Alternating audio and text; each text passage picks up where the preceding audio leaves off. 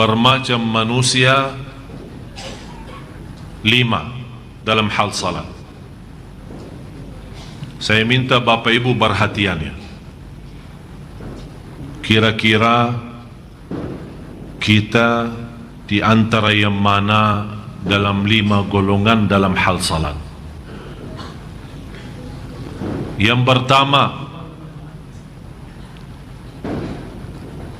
orang salat tapi disiksa oleh Allah.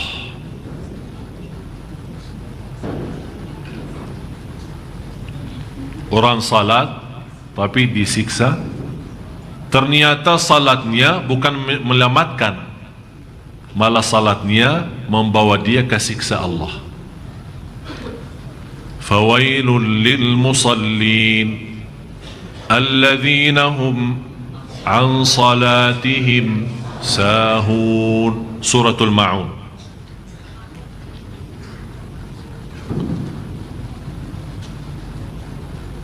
Surah 107 ayat 4 sama 5. Saya begitu membaca ayat ini, sebenarnya saya bersyukur, walaupun ada rasa takut. Bersyukur kenapa? Karena di sini Allah sebutkan alladzina hum an salatihim sahun, bukan fi salatihim sahun. Iman beda jauh. Kalau Allah bawakan fi, fawailul lil musallin alladzina hum fi salatihim sahun, berarti kita semua termasuk saya masuk dalam ancaman ini. Maksudnya apa fi? Alladzina hum fi salatihim sahun, yang lalai dalam salat akan disiksa oleh Allah. Pertanyaan saya, kita lalai dalam salat enggak?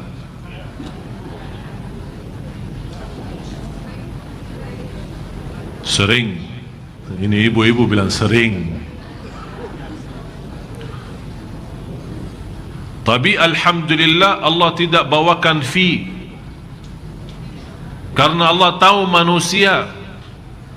Tapi Allah bawakan an salatihim. Abdullah bin Abbas radhiyallahu anhuma menjelaskan tafsirnya ini, an, apa beda an sama fi itu. Ternyata kata beliau, alladzina hum an salatihim sahun adalah salat orang munafik yang suka nunda-nunda salat. Begitu sudah mendekati habis waktu, dia kaget, ya Allah, mau habis waktunya, segera dan cepat ambil wudu dan segera dan cepat selesai salatnya supaya tidak habis waktu. Intinya salat tanpa rasa apa-apa. Allahu Akbar, Assalamualaikum warahmatullahi. Yang dia sadari Allahu Akbar sama salam, di antaranya tidak ada, nol. Dan banyak yang seperti ini. Saya lihat banyak masuk ke masjid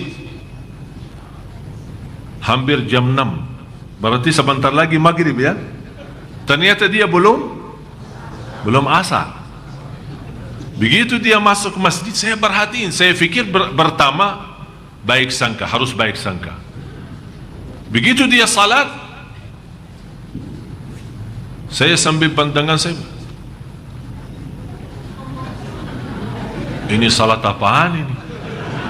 Jangan-jangan lagi olahraga tapi salah tempat. Begitu dia salat, Allahu Akbar, belum lama ya, belum lama sudah rukuk, sudah sujud. Begitu dia mau tahiyat pertama, saya fikir tahiyatul masjid, dia bangun lagi salat 2 rakaat. Jadi teruskan 4 baru salam.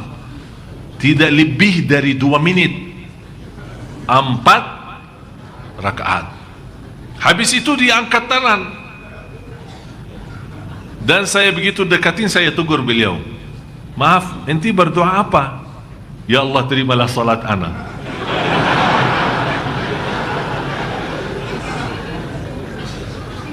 Malu, kita malu sama Allah kalau kita punya salat seperti ini.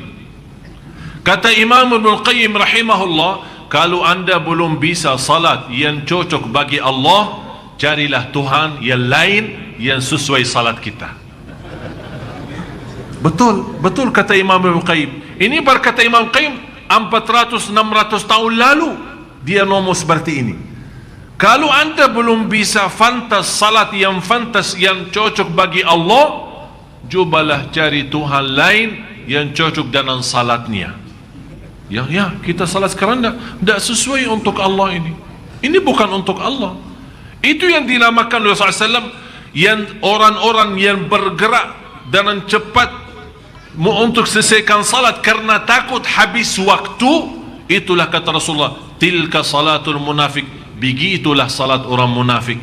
Begitulah salat orang munafik. Begitulah salat orang munafik. Na'udzubillah. Subhanallah Bapak Ibu, saya mendapatkan pelajaran, kalau kita salat tepat waktu bersama imam, jemaah di masjid, tenang. Saya pernah terjumus di dalam berjalanan, kemudian mepet pas asar, kemudian ada ceramah di satu tempat.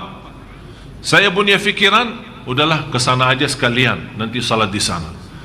Dalam perjalanan, demi Allah Bapak Ibu dah tenang sampai ke tempat dan salat habis. Saya selesai, memang sudah maghrib dekat, tapi begitu saya salat, saya sadar saya tidak salat.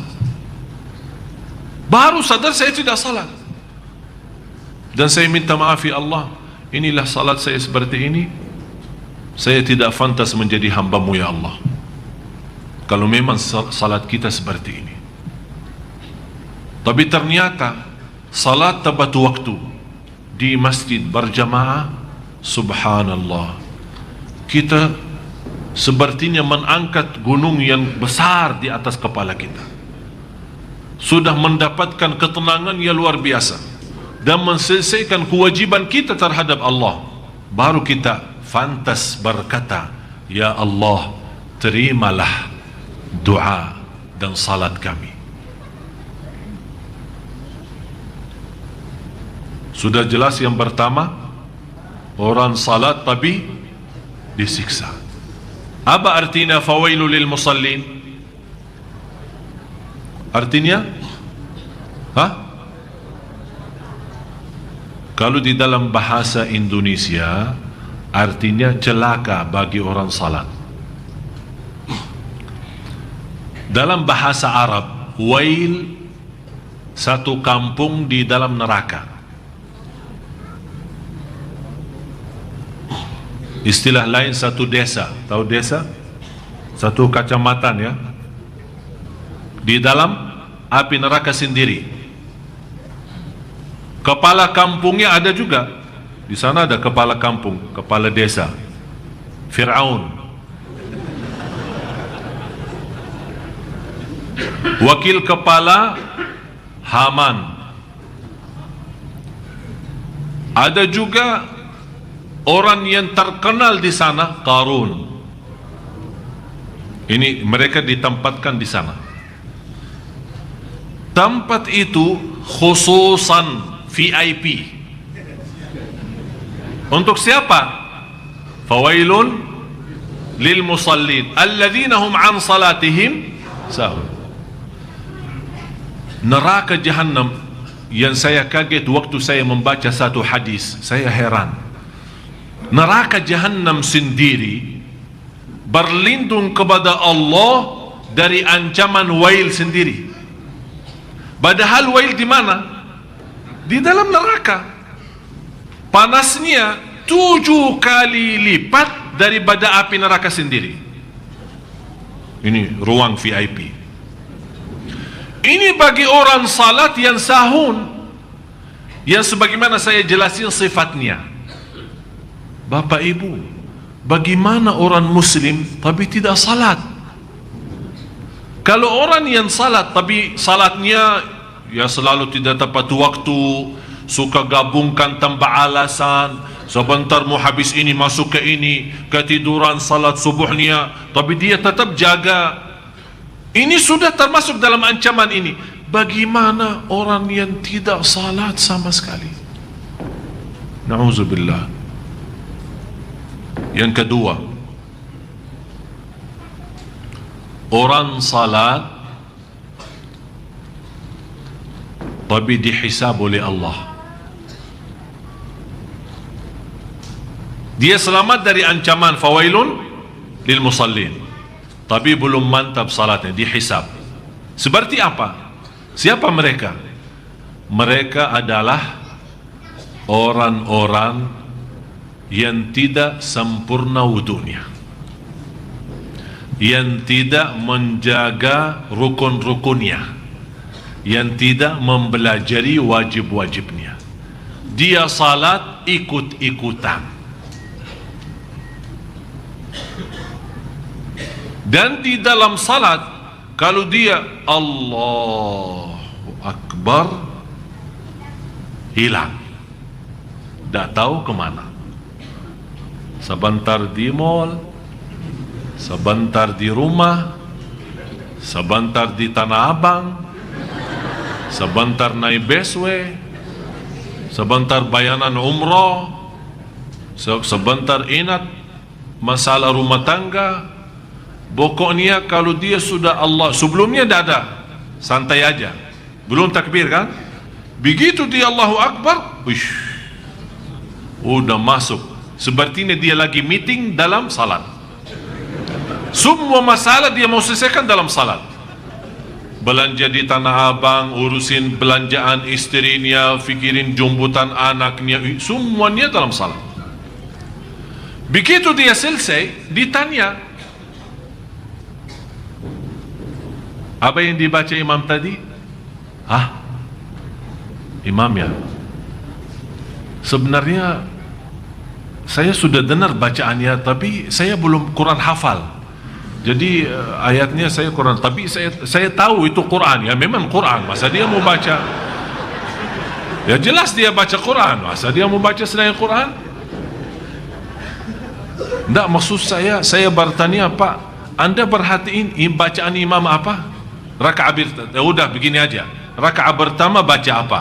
Rakaat kedua baca apa? Bisa tahu nggak? Bisa ingat nggak? Satu ayat, satu apa saja. Sebenarnya saya jujur saja Ustaz, saya Quran hafal. Saya sepertinya pernah mendengar ayat ini, pernah, tapi kok hilang gitu. Terus dia tanya kembali, maaf Ustaz, imam baca tadi apa? Saya bilang rakaat pertama qul ya ayyuhal kafirun, rakaat yang kedua qul huwallahu ahad. Masa sih? Dia berfikir ayat ini dah dibaca. Memang terus terang saja Bapak Ibu, ini hal hampir 90%, termasuk saya bicara jujur. Kadang masuk salat Allahu Akbar, dah tahu kemana, dah ada rasa sama sekali. Selesai salat, oleh kerana itu berusaha jaga sunnah ba'diyah qabliyah, namanya sunnah rawatib. Mudah-mudahan dengan sunnah qabliyah ba'diyah Allah tutupi kekurangan itu di sunnah, di salat wajib. Pertama Allah hisabkan salat wajib. Begitu malaikat beriksa, ya Allah, ini hambamu memang salat banyak, tapi banyak lubangnya, banyak bocor. Bagaimana ya Allah ini? Kata Allah, coba lihat, beriksa, ada sunnah-sunnah enggak? Diperiksa, duha, qabliyah, ba'diyah, salat malam, tahiyatul masjid, sunnah wudu, taubat, hajat dan yang lain-lain. Allah perintah malaikat, coba beriksa, ada sunnah-sunnah enggak? Kata malaikat, ada ya Allah, banyak sunnah-sunnahnya. Udah, tutupi aja lubang-lubangnya. Ditutupin semua, jadi salat sempurna, masuk surga. Ada yang lain, Allah tanya, coba periksa salat sunnahnya. Ya Allah, tidak ada. Berarti salatnya bagi dia apa? Celaka kan? Oleh karena itu Bapak Ibu, kalau anda belum bisa sempurna dalam salat wajib, jangan tinggalin salat sunnah. Banyak salat sunnah, qabliyah, ba'diyah, tahiyatul masjid, sunnah wudu, masuk rumah, keluar rumah. Sebagaimana saya sudah jelasin berkali-kali, sunnah itu berbanyak semaksimal mungkin. Harun al-Rashid, salah satu khalifah, terkenal beliau setiap malam tidak kurang, di luar salat wajib tidak berkurang dari 100 rakaat.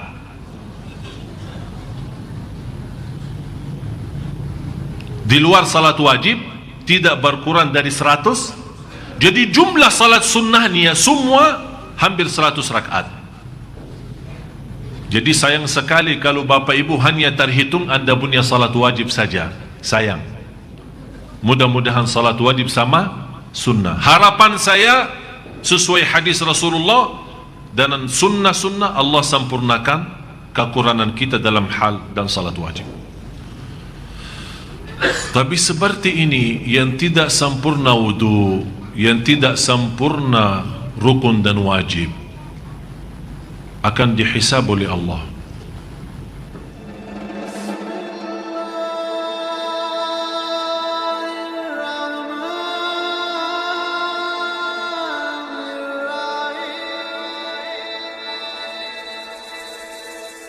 Bismillah.